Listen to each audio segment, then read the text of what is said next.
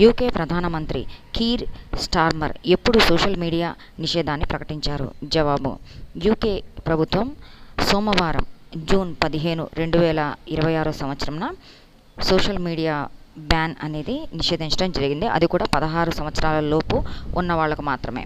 And ఇంకోటి ఏంటి అంటే, ఆస్ట్రేలియా దేశం మొదటి దేశం దేనికి అంటే 16 సంవత్సరాల లోపు పిల్లలకు సోషల్ మీడియాపై బ్యాన్ విధించిన మొదటి దేశం వచ్చేటప్పటికి ఆస్ట్రేలియా. 51 క్వశ్చన్స్తో ఉన్నటువంటి ఫుల్ వీడియో అయితే మన ఛానల్లో ఉంది, విజిట్ చేయండి, ఒకసారి చూడండి.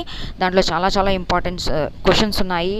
మన భారత ప్రధాని మోడీకి అందినటువంటి అవార్డ్స్కి సంబంధించిన క్వశ్చన్స్ కూడా ఉన్నాయి, చాలా ఇంపార్టెంట్ ఉన్నాయి. ఒకవేళ మీకు ఈ 51 క్వశ్చన్స్ పీడిఎఫ్ కావాలంటే కింద ఇక్కడ ఇచ్చినటువంటి ఈ మెయిల్కి అయితే మెయిల్ చేయండి, మాకు కావాలని చెప్పేసి. ప్రైస్ వివరాలు అన్నీ కూడా మీకు తెలుపుతాం. ఆల్రెడీ ఇక్కడ ప్రైస్ పెట్టాము 10 రూపీస్ అని చెప్పేసి.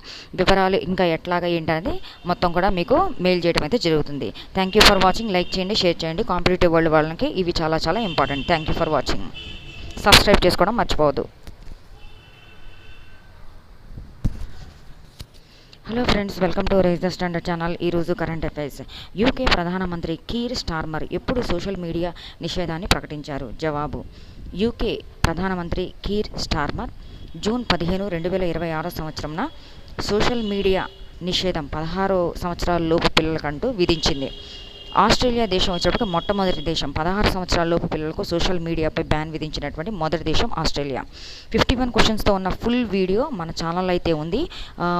ప్రధానమంత్రి మోడీకి అందినటువంటి అవార్డ్స్ అయితేనేమి, ఇంకా చాలా చాలా ఇంపార్టెంట్ క్వశ్చన్స్ అయితే అందులో ఉన్నాయి. ఒకసారి ఛానల్కి వెళ్ళి మన వీడియోని చూడండి. ఒకవేళ మనకి 51 క్వశ్చన్స్తో కూడుకున్నటువంటి పీడిఎఫ్ మాకు కావాలి అని అంటే మాత్రం ఇక్కడ ఇచ్చినటువంటి మెయిల్కి అయితేనేమో మీరు మెయిల్ చేయండి. ప్రైస్ వచ్చేటప్పటికి 10 రూపీస్.